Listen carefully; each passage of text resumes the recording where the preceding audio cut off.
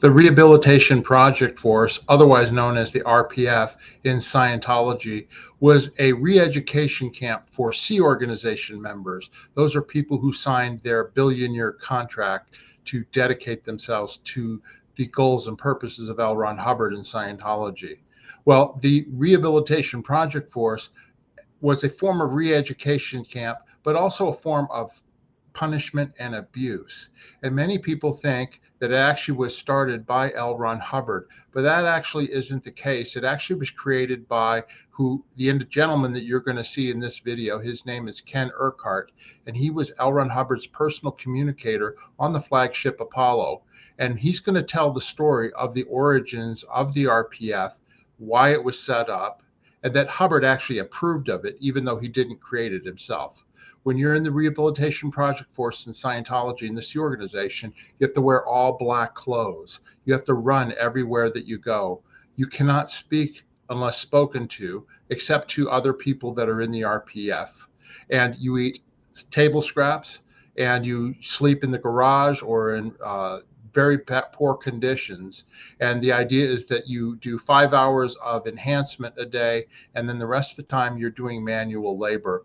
And a lot of times that involved doing renovations of Scientology buildings and projects.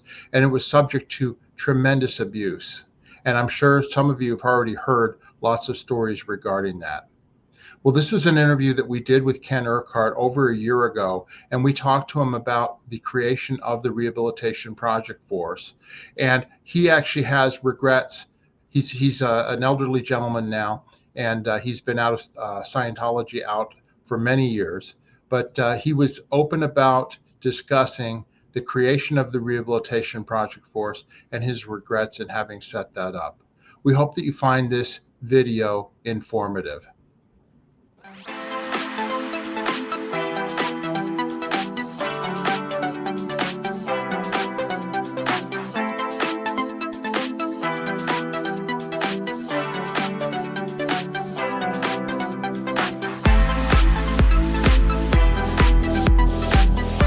Tell people what about the Rehabilitation Project Force, how that came about, and what was the intention.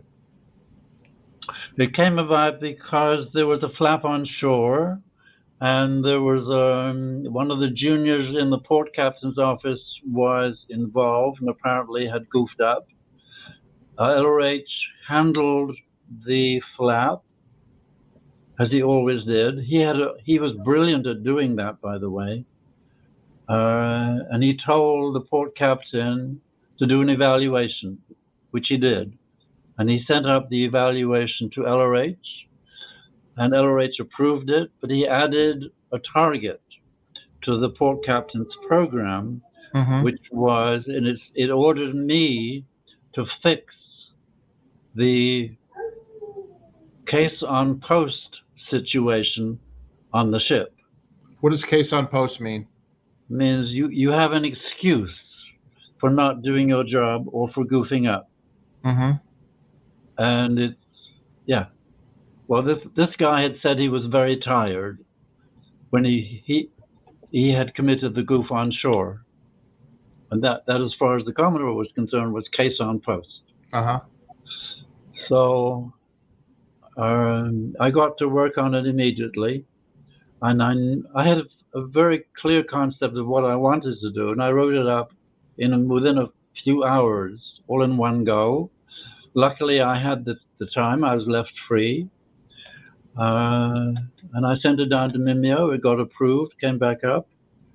And the next day, he wanted to see it. So he saw it, and he sent a message to say it was very well done. But what the idea was... I was going to show some of everybody here. This is the messenger, right, Janice, who came down. That was Jill Goodman? Yeah, yes. Jill Goodman was the messenger. I was actually on watch with her. She is my second. Okay. And this was when he was down in his room on the A deck, nursing his injury. Yeah, his injuries from the motorbike accident. So this would have been late 1973. Yeah. What I did was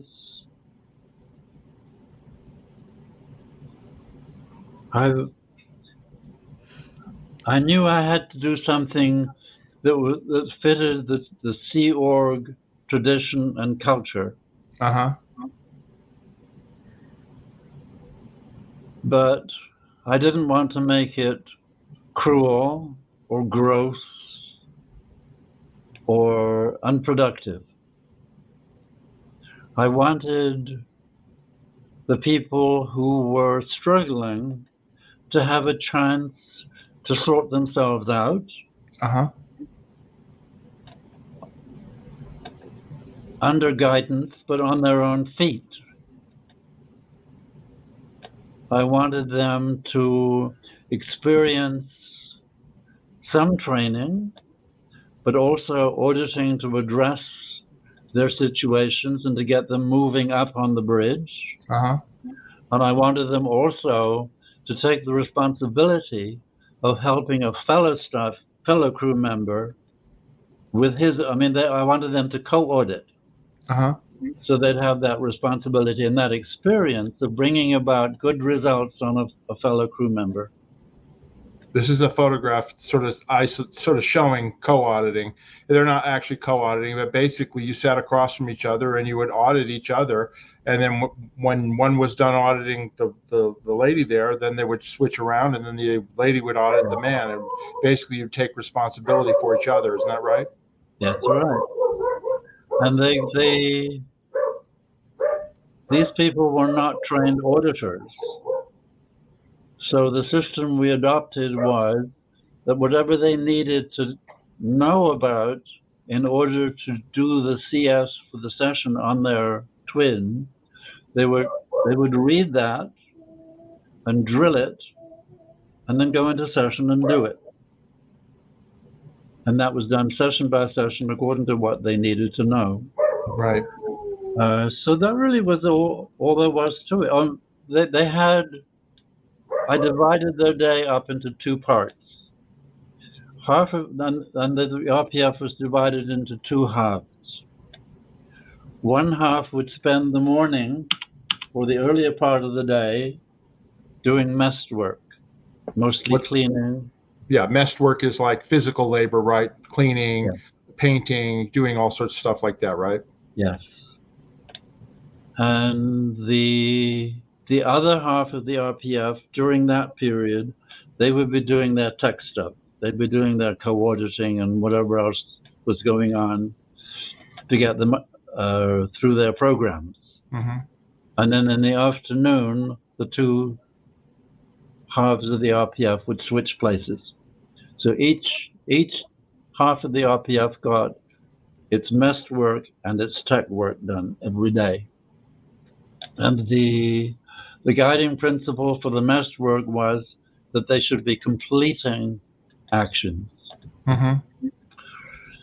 And that's really how it began, how it started. I was going to say one other thing too is that when you were on the RPF, you actually got to sleep because you had to be sessionable. So I remember, when I was on the RPF years later, you got a full night's sleep. Yes, of course. Yeah. Now, there were a couple of things I put in on that flag order that later on I really regretted. Mm-hmm. And one of them was that the RPF was to be fed on what was left over after the crew was fed. Now, I took that from a much earlier Sea Org flag order, which had to do with people being in the chain locker. Mm-hmm. I didn't think that there'd be more than 2 or 3 people in the RPF at once.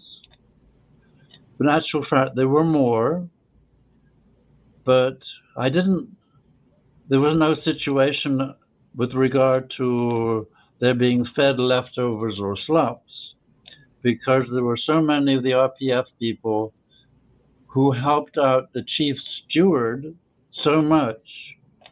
He was really appreciative. He fed them well.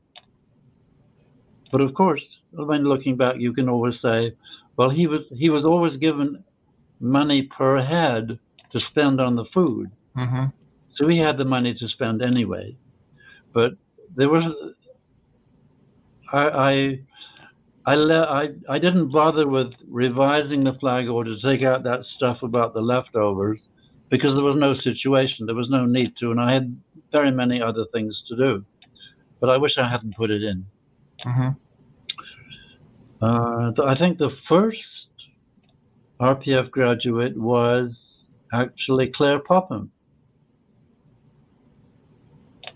I remember there was a routing form that came to me that I had a messenger, a young girl, I've forgotten her name.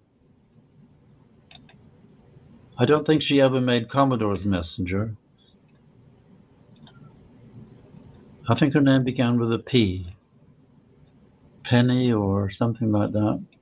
Anyway, she brings me this routing form. It was from Claire, who was on the prom deck at the door on the starboard side, and I was the last signature on the completion form for the RPF.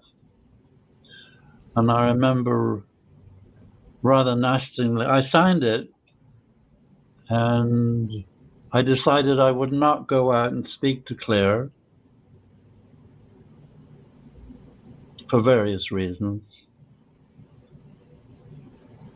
And one reason was I thought, well, if I did that, then I'd have to go and speak to them all, always. And I wasn't sure that I always wanted to or would have the time. Anyway, I gave it back to the messenger and I said, hand this back to Claire with a long face. So she did that. I heard her open the door, and then she screamed with laughter because, of course, Poppy saw the long face and thought she'd been refused. But then she saw I'd okayed it, so they both laughed. And Poppy went back down. I think she was the first. Let me ask you, what was Claire? Oh. We used to call her Poppy because her name was Claire Popham. Right. Let me ask you, Ken, what was the intended time period? Like, when you did this, how long did you think it would take that people would be on the program? Just a few weeks. Just a few weeks, right? Not months and years. No, maybe 3, 4, 5, 6 weeks. Uh-huh. Oh, yeah, it was nothing. And it was intended, the intention was to basically clean the person up, to make them a better staff member. Is that right? Yes. Okay, now let me ask you, there's a couple other things that were in the RPF flag order about wearing black, must run everywhere, cannot speak unless spoken to. Where did that come from, and why did you have that in there? That was also part of what I thought would be the acceptable Sea Org culture and tradition. Mm-hmm. The thing about the black was that they were in a lower condition. They were in liability. I mean, just looking at it without really getting into anything specific, they were in a low condition because they were caisson post and had to be taken off post and out of the crew to get themselves sorted out and straightened out and back on the crew. So the black thing, and I think I was, and the running about, that was just to, just to emphasize that they had work to do. They had changes to make, and that they were not really off post and not working hard as a member of the crew as a reward, but they were there to work and get themselves up to being back on the crew. Okay, and so I don't know that I would put that in nowadays, but it seemed not inappropriate then. And if anybody had been really unhappy about it, I would have certainly considered changing it. Right. And then, my experience also from, my time in the Sea Organization is the RPF, the Rehabilitation Project Force, became a workforce more so than a correction program, because anytime we needed to have renovations done or anything like that, it was the RPF who was the manpower to do that. I mean, when we had to build a studio at the Gilman Hot Springs, the RPF, they would be abused. They basically would work around the clock because they were in lower conditions to the group. And it became very abusive because that was the only workforce that would be allowed. You know what I mean? We could not hire professional contractors to do that sort of thing. And so a lot of these people that were in the RPF, it depended upon where you were at, meaning your location. If you were in LA, it was different than if you were in Clearwater, than if you were at Gilman Hot Springs, which we had the RPF there sometimes, but then sometimes it would be sent down to LA. So it was back and forth. But it became a workforce. That's number one. Then number two, it became a personnel pool, because this is in later years, because you had a large group. Sometimes the RPF would be over 100 people, you know what I mean, in a given location. Well, Sea Org executives would look at this as like, oh, I've got to man up an area, so maybe I'll get RPF people reprieved and then man up my area. So it became a resource, unfortunately, for executives to, man up their area. Am I right, Janice? Yeah, that's correct. Yeah. It was definitely. I can tell you how I think it got out of control. Okay. I was first come when I set it up. I had no real line into the RPF anywhere other than on the ship or at Clearwater. I didn't have juniors out in PAC that I could order around. I could have issued orders through CS7, but, that didn't seem to be very workable. But what happened really was they bought the big blue building. Right, in Los Angeles. Yes, the LRH was off the ship. And he was very interested in this building and getting it set up for operation. So he was issuing orders into PAC. That's Pacific Area Command. That's the Los Angeles area. In Los Angeles. And these people were getting orders from the Commodore. And it must have gotten them really excited, because here they had a chance to show the Commodore how they could make it go right. This became, I think, the big priority. Do whatever we have to do to get his orders done, so we can shine in his eyes and he can be pleased with us. So that's, I think, why they commandeered the RPF and worked the RPF down into the ground. Right. And completely ignored what I had written about how the RPF was to be run and managed, because the priority was to please the Commodore.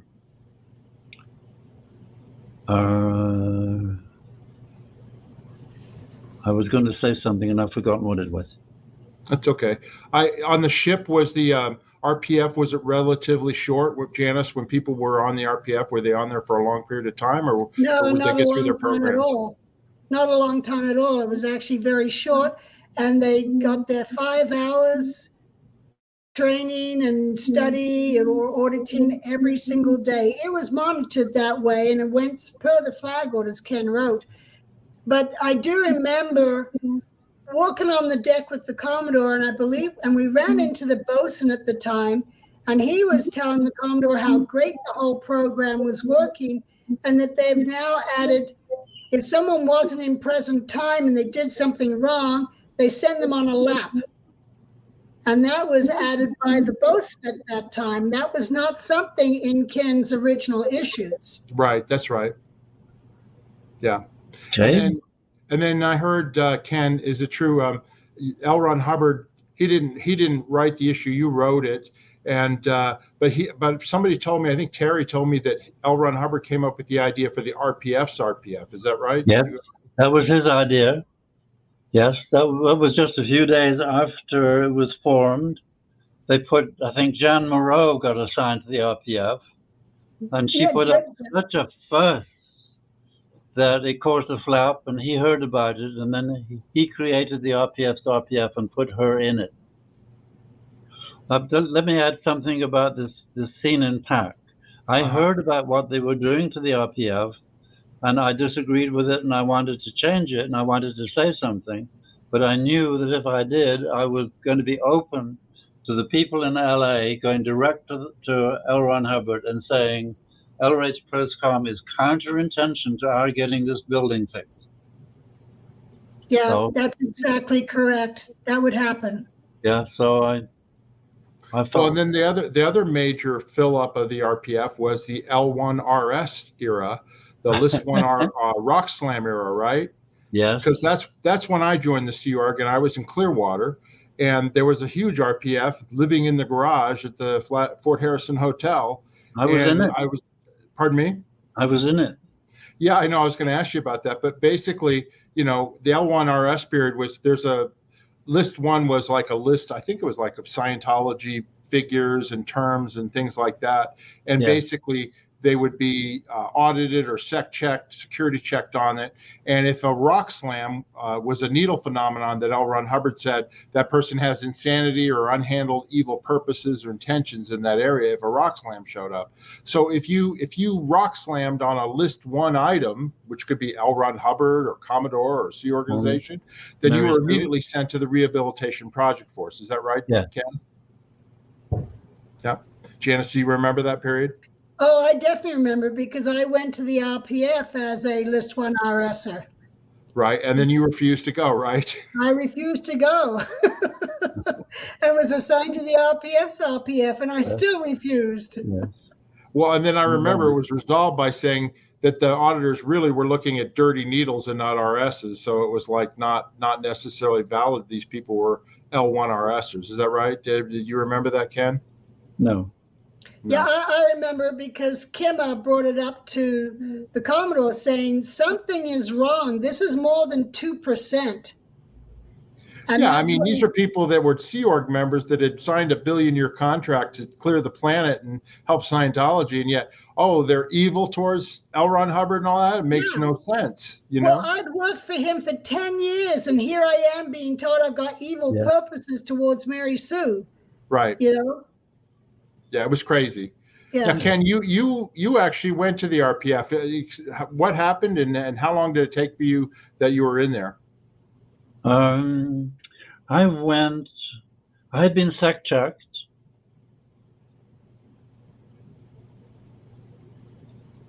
Because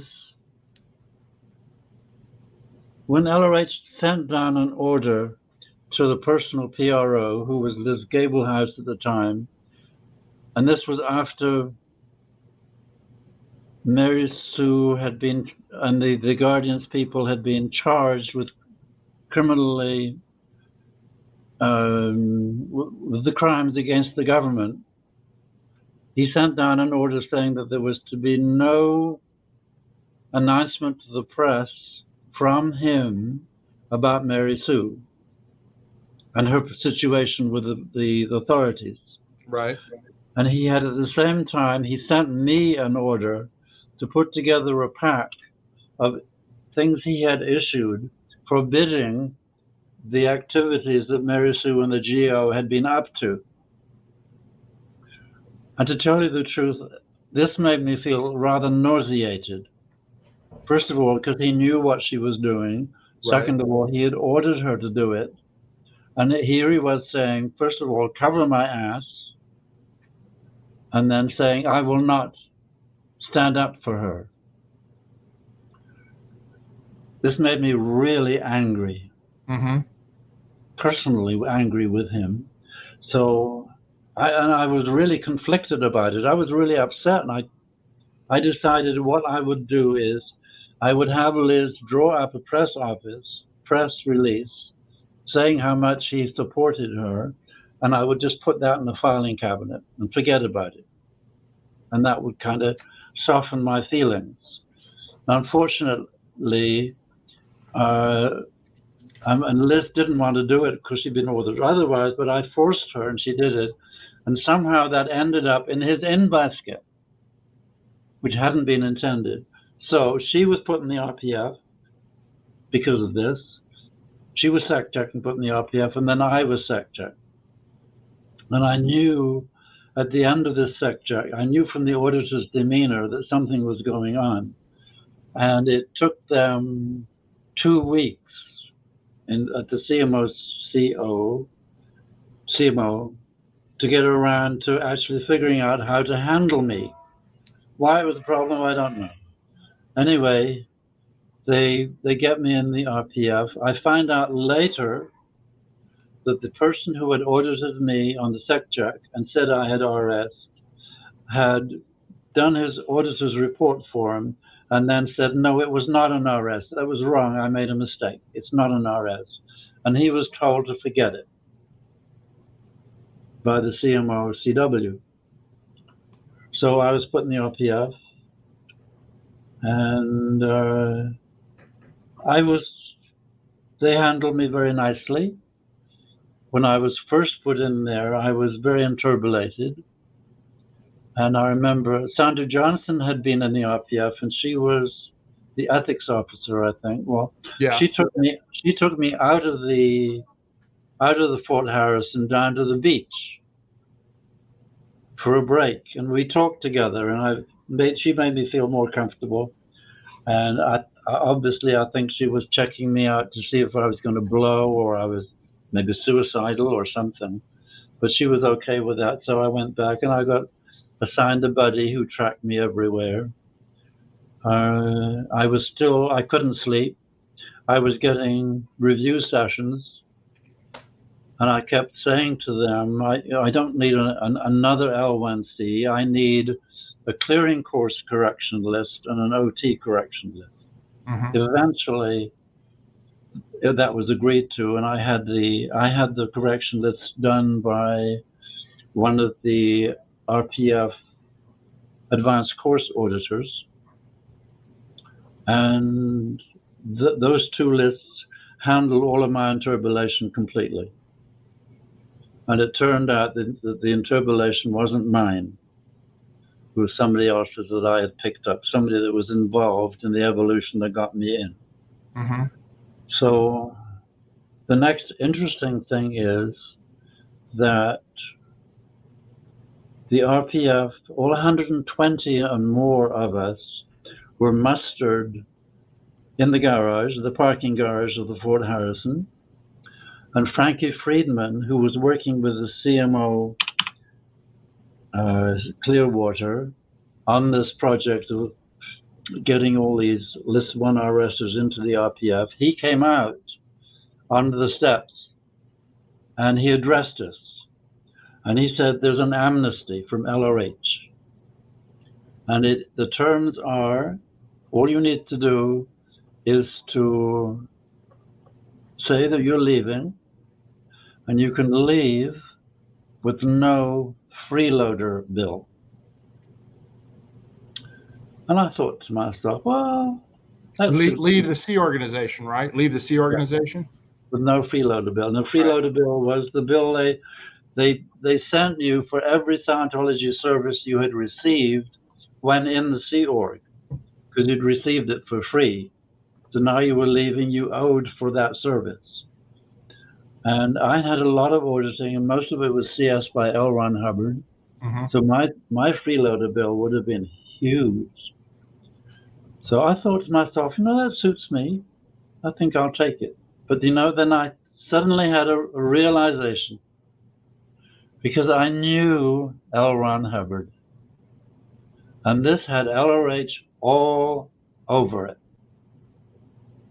And what he was going to do was, if I accepted this amnesty, he was going to issue an international order all over the planet saying that Urquhart was the WHO. And I thought to myself, no way. Make you the scapegoat, right? Yeah. The scapegoat of all time. So I thought, no, I'm not going to let him do that. So I stayed. Which he later did to David Mayo, but that's another story. Yeah. Yes, very different story. But I stayed also because I realized that if I could get into tech in the RPF, that would let me get into, when I graduated, that would open the door to my getting into tech in Clearwater. Right. And that's what I really always wanted, to be an auditor. Right. So that's how it worked out. So let me ask you, how did you experience the RPF program once you got into it and were into it and having to run and do all the different things? What were your feelings about it, since you were the one who wrote the issue originally that created it? It wasn't difficult. The only difficult thing was to consider myself in the RPF. Mm-hmm. I never could believe I was in the RPF. Right. I was with the RPF, Mm-hmm. but I was never in it. Did you get a twin? Did you get a twin, and did you guys eventually graduate? I don't think I had a twin because I wasn't add courses. I was OT3 and above. But you didn't. So you didn't have somebody you had to audit to get out, and they audited you? Wait a minute. Yes, I did have sessions. I remember now. I did have sessions. Okay. Yes. What they were about, I don't remember. And then, did you graduate, or were you reprieved to become an auditor? Didn't you eventually become a Ned for OT's auditor? Yes, I did. But that happened this way.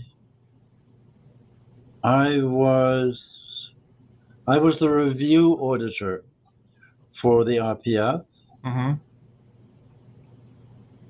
And the NOTS HGC had been set up and had been running for several months. They had a DFP, and they had a DFP for interviews. And the DFP for interviews was overloaded. Mm-hmm. So they decided I was going to be the second DFP for interviews in the NOTS HGC. Mm-hmm. So I was just pulled out and put on that post. And while I was on it, I was trained up. I got my new certificates up to class 4. And after that, I did the advanced courses specialist check sheet, which qualified me to audit NOTS. Right. Just to bring the viewers up to speed, Ned for OTs was discovered, or whatever. It was put out in late 79 or 80, and it created a boom. I mean, the flag land base pre-clears, and people were coming from all over the world to get this auditing. It was a new level. It was new this, new that, and so personnel were needed. I was the LRH Com Estates at that time, and basically we had to set up space for it. We had to get personnel. And so a lot of people were taken out of the Rehabilitation Project Force and put into those positions, right, Ken? Mm-hmm. Yeah. Yep. And it made millions and millions of dollars. I mean, that was the priority at the time. And it was basically, a lot of people point to it as being the biggest boom in Scientology was when Ned for OTs was released. Probably. Yeah. All right, Ken, let me ask you a final question about the RPF, okay? I did the RPF myself. I got assigned because I was disaffected, which was a bunch of BS, but I went, and immediately I was like questioning everything I had to do in the Sea organization, because it was like, this was the worst thing that a Sea Org member could be threatened with, or actually go in a Sea Org member's mind, was going to the RPF, right? And what turned me around was when I got assigned to a twin, somebody that I was going to have to get out, and developed a relationship with that person. And then I got to the point where I'm actually getting sleep. I'm getting auditing. I'm moving along here, and I'll stay, But I got through the RPF program, and in the days that I did it, we had to do the running program where we had to run 12 hours a day, 7 days a week until we finished. I did do that for 51 days because it was required. It was a brand new pilot program that L. Ron Hubbard had developed, and anybody who came from the international base who went to the RPF had to complete that before they could graduate.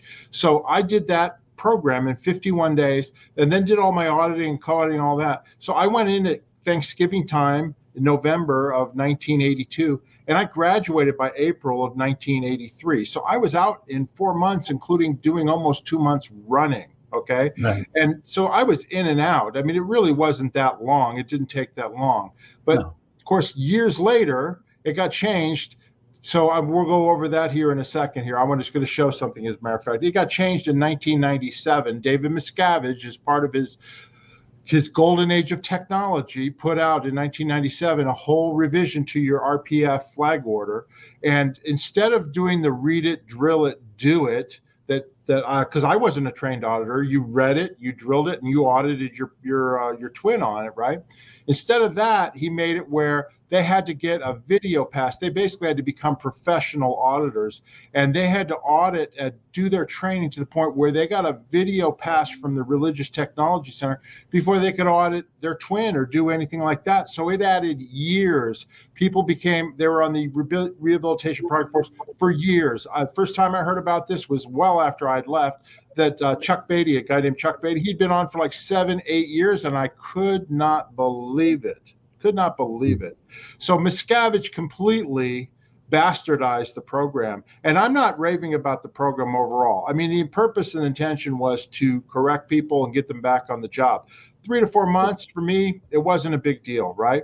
Other people, it was definitely an ordeal. So my question to you is, okay, a lot of people that watch these channels and were in the Sea organization, they had a hard time in the RPF and they didn't want to go do it. And it was like the worst time in Scientology. And I'm wondering, I know you've heard these stories. Do you have any regrets now, years later, regarding creating the RPF program? And if so, what are they? As I said, I had some regrets about some of the things I put in the original program. Mm-hmm.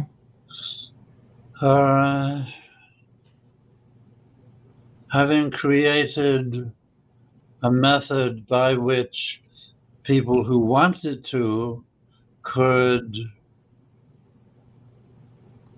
improve what they needed to improve with regard to the group's estimation of where they were at and so on, get back in the group and be working with that group. No, I have no regrets at all.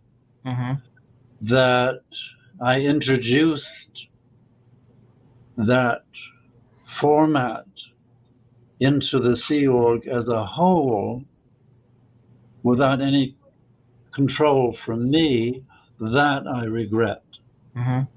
Because it passed into the hands of people who abused it, and abused it thoroughly, perverted it, and made it a thing of torture. Right. Yeah, I regret that. Right. Okay. You know, Yeah, go ahead, Janice. Mark, I do want to bring up, before Ken did the Rehabilitation Project Force, we did have on the ship the deck project force. So when people got busted, they went to the decks. And they were supposed to be put through auditing programs, and many stayed on the decks a long time because you had to wait for a regular auditor to audit you. Where what Ken did was to speed that up by doing the co-audit. Okay. Is that right, Ken? Yeah? Yeah. Yeah. No, that's good. That's good. Yeah. Yeah, I mean, look, for me, like I said, because I could co-audit, I wasn't a trained auditor, I was able to get through quickly, and I was back on post, and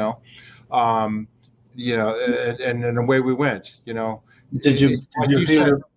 Pardon? I'm sorry. Go ahead. You finish what you're saying. No, I was just going to say, look, that was the culture. That was what we accepted as Sea Org members. Do you know what I mean?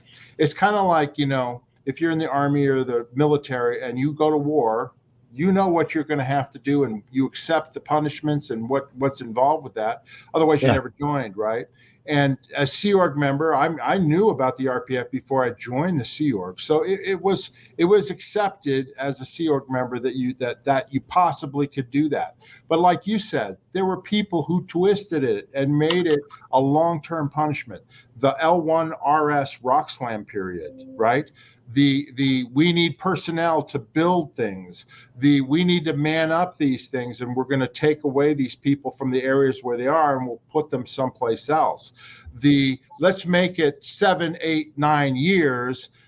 Those people were the ones who really twisted its original purpose and intention, in my opinion. Yeah, I think you're right. How about you, Janice? What do you think? Yeah, no, I absolutely agree with you. Yes. Yeah. But you didn't want to go, right?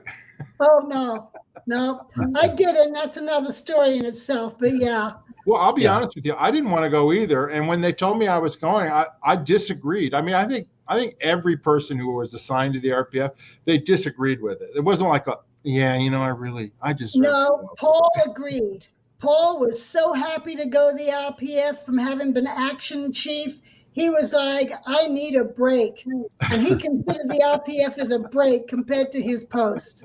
Right. Well, and that's true too. I mean, there's people who got assigned to do manual labor too. They were like, oh, finally I get to be outdoors and get to do something after a day or two. I mean, there was things that were therapeutic about doing, just cleaning your house is therapeutic. You know, it brings you closer to present time, basically, as they say, and you feel better and stuff. Okay. Mark, I have a question for you. Yeah, sure, Ken. Did you feel any benefit from the RPF, or was it just a waste of time? No. I mean, I got benefit from it, obviously. I mean, look, people have different opinions that are going to watch this show. You know, I got benefits from the running program. People think I'm crazy, but I got a lot of benefits from that. I don't know if you ever experienced it, but I did. No, I didn't. And I had a lot of experience, a lot of benefits from it. I also benefited from, basically, my twin was a woman named Stacy Brooks, who we became, friends for, you become attached.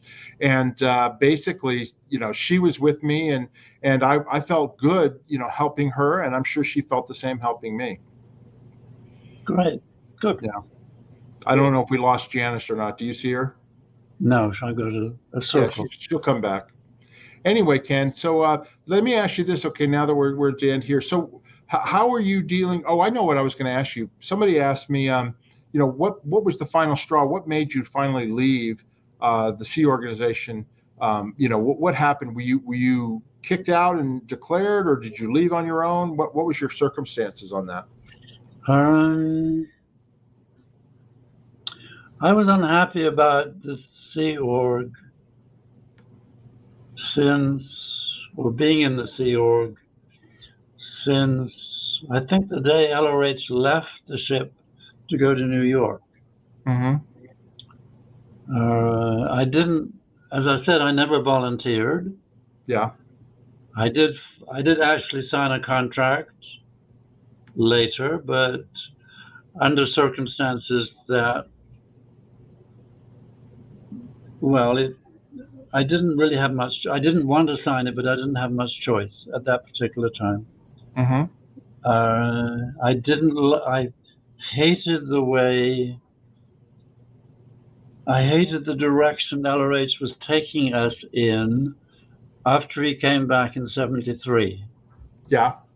I thought that we were going further and further away from Scientology. I didn't want to be there, but I was in that situation very close to him and to Mary Sue. I hesitated to leave for a number of reasons, mainly that I felt that if I were to leave after being such a long time close to him, then people might lose some confidence in him, wonder what was going on. Right. And the answer to that might have been to make me very wrong. And that would have meant my being outside of the org and back in what they used to call civilian life, with the GO after me. Yeah. And I had some awareness of what they were doing to Paulette Cooper. And I just wasn't going to get myself into that. Right. So I never really took things into my own control. I coasted. I'm kind of sorry to say, but it's true. Mm-hmm. And then when we moved ashore to Clearwater, I was still on the same post. I had the same title, but I really stopped doing things because the CMO were running around doing lots.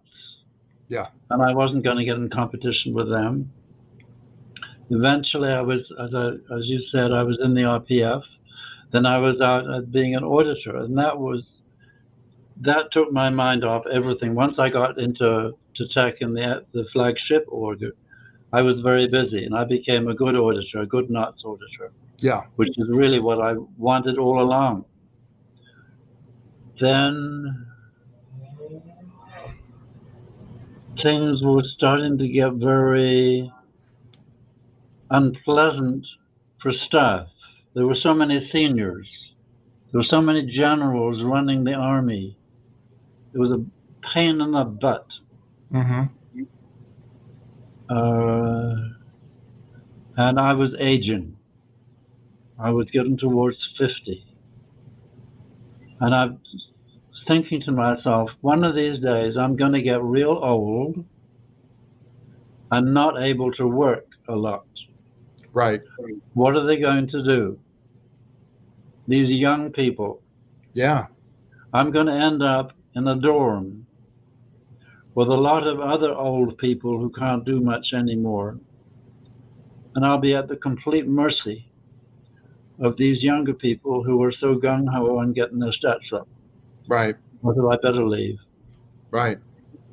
So and then at the same time, I'm concerned because I know there were people for whom I had been a stable terminal for quite a while, and I didn't want them to be disturbed by my leaving. I wanted them to make up their own minds about whether they left or stayed, and to leave under their own determinism, not Right. because I had left. Mm-hmm. So I tried to figure out a way to leave quietly, and that got interfered with when the new organization was formed. What was it called? Religious Technology Center? RTC, yes. Yeah. They arrived at Clearwater to reorganize things. Mm-hmm. And one of the first things they did was to call for a tech muster of all tech people in the late afternoon. So I was there, and as was my custom, I moved towards the back of the room, Mm-hmm. and Jeff Walker came to me and he says, "Get up to the front." So I knew something was in the air, and Vicky Azanaran addressed the auditors. I can't remember what she said, but she ended up by turning to me and pointing to me and say, "You're disaffected."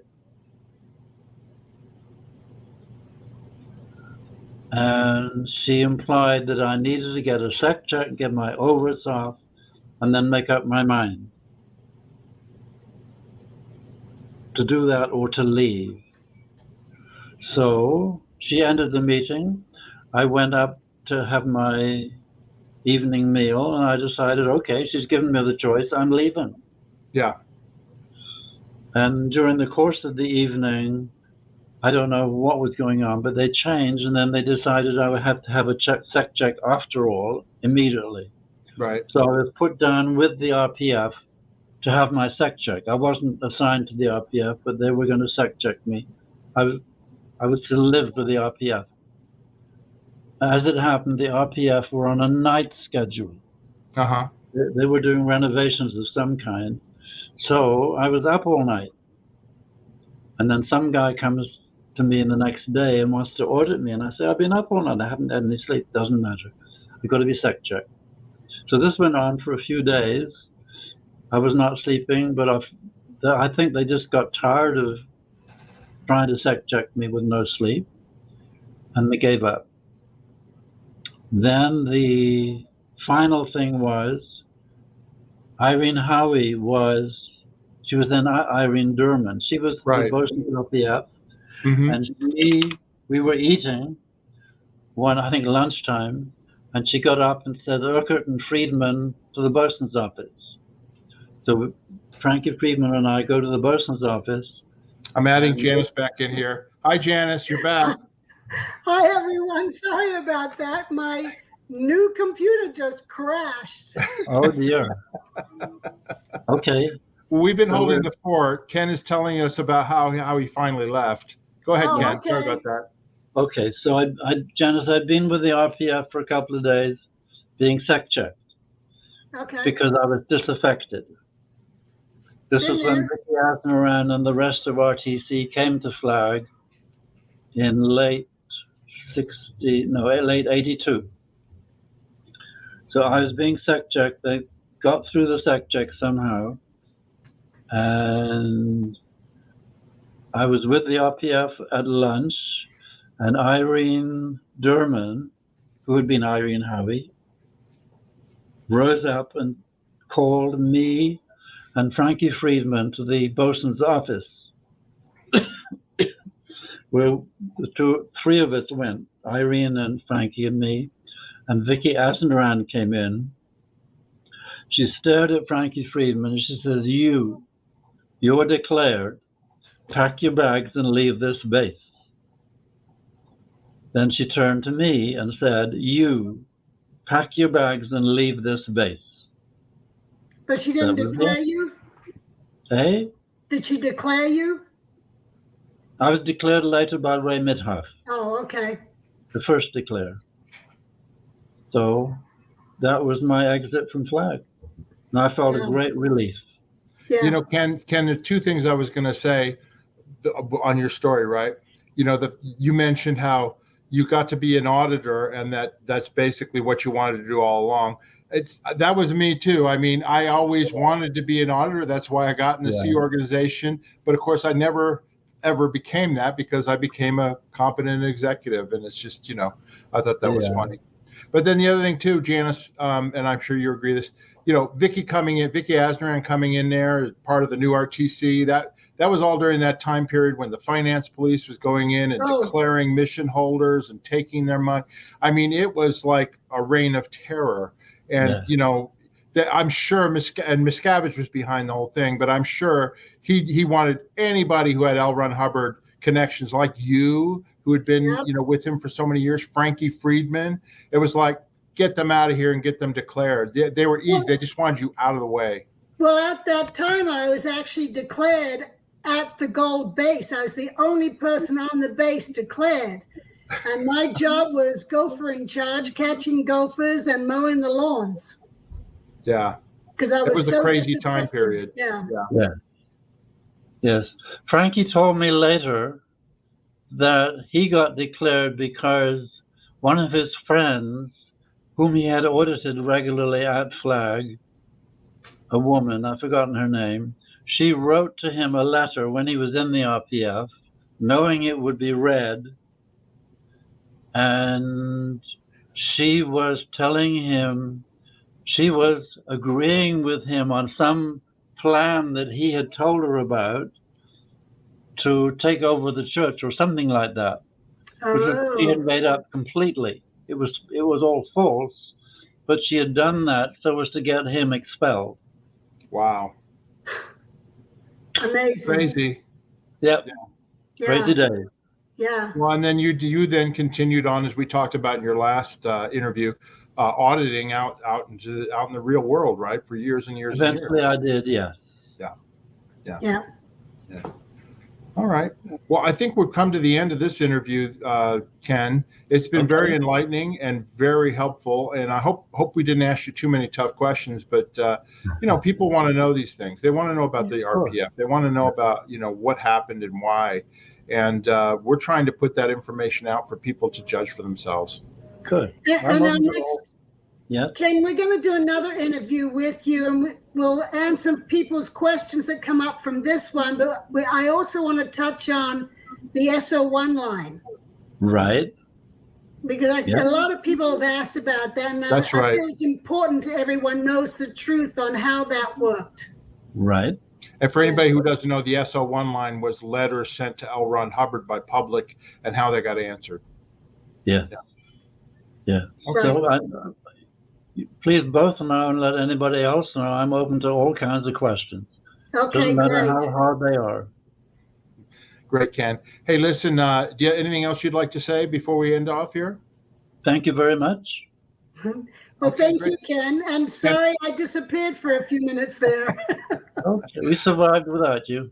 I know, I see that. I got some business to take care of. Please subscribe to our channel. Like I mentioned before, click that like button if you like this interview. Some great information, stuff you're not going to hear anywhere else.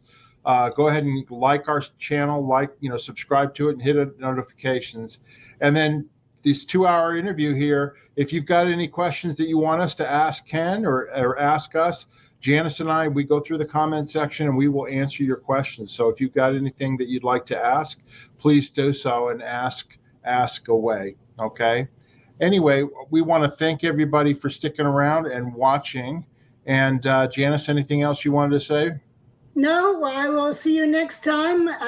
We continue to enjoy these, and please keep subscribing and sticking with us.